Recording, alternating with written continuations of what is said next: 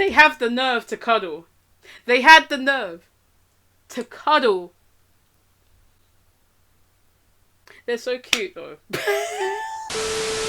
Hello everybody, it's me, Caesars of Fandoms here, and today we are going to be talking about, rambling about, chatting about, recapping, reviewing episode 6 of season 5 of Riverdale, entitled Back to School. And overall the episode was mediocre at best. I mean, it wasn't the best episode in season 5 so far, but there was still some interesting stuff to uncover and unwrap. So let's get started, I guess. We're going to start with the gang going back to school. Jughead, Veronica, Archie, Betty going back to school. Kevin and Fangs had their little conversation in the beginning and that lot. And we just have a montage of them just getting used to, like, teaching and that lot. I'm just like, jeez, why are they teaching? I don't know. But yeah, we just got used to that. And yeah, they're teaching in the school and like setting into the school, and Hiram and Reggie are still trying to find ways to make the town suffer and stuff. And yeah, there was little shenanigans in this episode with them involved. I just don't know how to feel about Reggie working for Hiram, to be honest. I'm just like, I don't know. I don't know if I like Reggie anymore right now, but, whatever. He has something to do, I guess. But yeah, we also found out that Polly has been missing for several days, and it relates to the truck stuff, and relates to like the truck stop, and probably relates to the trash bag killer and stuff. So, it's gonna be, that mystery is underway, and I like seeing Kevin and Betty interact again, like fully, and Kevin being involved in this investigation, like. It's pretty good to see, especially you get to see different dynamics in the show. Like, I really like that. And yeah, Alice is of course involved, so we got that. That mystery is unraveling, so I don't really have much to say about it now, but yeah, it's just going to continue to unravel as they keep investigating that truck stop, and where the girls go and everything, and why the girls keep dying and stuff. So, like we do see at the end of the episode, I think a hand in the ground. I think that might be I forgot her name. Squeaky. It might be Squeaky. I don't think Polly's dead right now. But yeah, it's just that mystery's just gonna keep unraveling and stuff. But yeah, that's that's all I have to say about the Polly situation right now. But yeah, I'm just glad to see different dynamics in the show. Meanwhile, we got Veronica and the whole Veronica and Chad situation and stuff, and that links to Archie asking for funding about the football team and that lot, and he just goes recruiting and everything, recruiting like different high schoolers for the football team and whatnot, including Brenda. Hopefully we get to see more of her, because I actually like her right now. Like, she seems like an interesting character, especially in the football team right now, as she is like, she's one of the only girls, or she is the only girl in the football team. I'm not sure, but I'm glad we get to see that diversity. But yeah, it's just. Yeah, I want to see more of Brenda. Like, she seems like an interesting character in terms of like high schoolers and everything. But yeah, other than that, Archie did ask Cheryl first for like funding, and then he brought up Jason, and I knew that was a no. I was like, really, Archie? That seems so, I don't know. Like, Archie seems a little bit cocky in this episode, and I'm just like, oh, no, that's uncalled for, Archie, honestly. Especially with like Reggie and with Cheryl, I'm just like, okay, Archie, Like, he seems very confident in that a lot, but, that was my only gripe with his character in this episode. I'm just like, okay. But yeah, so we get that whole stuff, and then, Archie ends up going to Veronica for help with funding. Of course she's gonna say yes, because, they're friends and stuff, but Chad, uncalled for. Honestly, this man, oh, no, he's bad news. He is bad news. I just want Veronica to break free from him, because I'm just like, nah, he's bad news. And yeah, I mean, even though they had that duet, of Shallow, I'm just like, nah, I don't know, I still feel uncomfy with this man around, honestly. Like, he seems so unnecessarily protective. Like, I understand he's jealous, but no. Honestly, I just want Veronica to break free and be single for a while, honestly. But yeah, we're gonna see probably more of Archie friendship in the next episode, because Chad was like, oh yeah, well, if you get our funding, you can restructure our house and stuff because, Archie has, like, friends or, like, construction workers and that lot, and the company and whatnot. So, yeah, I mean, they're going to do that. And then, Veronica and Archie are going to have, like, a lot of conversations and stuff. So, you know what I mean? And then Chad's going to be in the background, like, honestly, I don't know. I mean, people have been saying that the love triangle can resurface. I'm just like, I don't want it to. Like, I don't know, there are props to the love triangle being resurfaced so we can see Betty's side of it all and her being jealous maybe, but like, I don't want it. I don't know. There's this inkling now, I'm just like, I don't want this love triangle because, like, in season 1 and stuff, they tried it, and I'm just like, because of my feelings of the show back then and that lot. Like, I don't know, like, the love triangle wasn't really fully realised in the show at all. And I don't know if they should bring it back. I don't know. I mean, it could bring good opportunities for drama, but I don't really want it. I mean, the only thing I could say it could bring benefits of is definitely Archie and Betty realising their full feelings for each other with Veronica's help. I don't know. I don't think Veronica should get back with Archie anyway, because, hello, he cheated on her, like, with Betty. Like, I don't see why Veronica would get back together, especially when she knows that Betty and Archie do have deep feelings for each other, so I don't know. Like, people are literally saying that, and I'm just like, I don't know. That's just my rant about the love triangle business. I don't know how it would go if they actually bring it back. I don't think they should.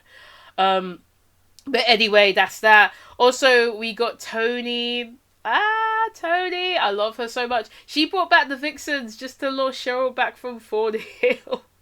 Like, she knew exactly what she was doing, and yeah, she still shines in this episode, despite her getting a lesser role in this episode, but I do still love Tony's character. Yeah, like, she's still doing her business, she's living life. But yeah, like, the Chody stuff, near the end, yeah. I was gonna do a chef's kiss, but I don't know what that was. Yeah. Yeah, I mean, I do want to see them reconnect, because in the last couple of episodes, it just seems like Cheryl has been so out of it. And I'm just like, nah, man. It seems like Tony bringing back the Vixens literally brought her out of her shell and brought her back to her Cheryl flair, like, at least a little bit. I can see that spark in her again. Like, especially since the Vixens and that lot was so important to Cheryl, I guess, like, in high school. So Tony bringing it back and stuff just re-sparked that, like, energy that she had, I guess, for the last 4 seasons, so... I want to see what happens. I think in the promo, I only seen like a couple of screenshots, I think, from the promo, but like, Cheryl, is that Cheryl running her own rival cheerleading squad to go against the Vixens, maybe? I don't know, because I know there's this whole like cheerleading battle thing. I saw behind the scenes stuff of it. So yeah, it's going to be interesting to see that, I guess. Cheryl and, Tony going back to cheerleading and whatnot. But yeah, like, the Vixens versus Cheryl and her cheerleading group, I guess. So, yeah, it's gonna be interesting. I think. What else is there? Oh, Jughead. Jughead's subplot with Tabitha. Tabitha helps him out with his book and leads him to the Mothman myth and, everything that's going about there, like, all these people, that are being abducted by aliens and stuff, and... like, the Mothman and whatnot. But yeah, like, Tabitha and Jughead. I can get behind it if they want to do something with it. But yeah, like, I just want to see their friendship for now, and then it will just grow into something, maybe. Like, I can see it, but we don't know if that's going to happen. Maybe they won't do it. But, I mean, I'll be in it. Yeah, I can see the chemistry in that. So, yeah, I mean, yeah, cool. Do what you want. So, yeah. That's Jughead's story. And now we're just going to go to the segment of the Barchie Diaries. Them sneaking around. We're just going to go through their scenes, I guess. So we do start with the Teacher's Lounge scene. And yeah, just like Archie just checking up on her, seeing if she's okay. I'm just like, on her first day, and I'm just like, oh.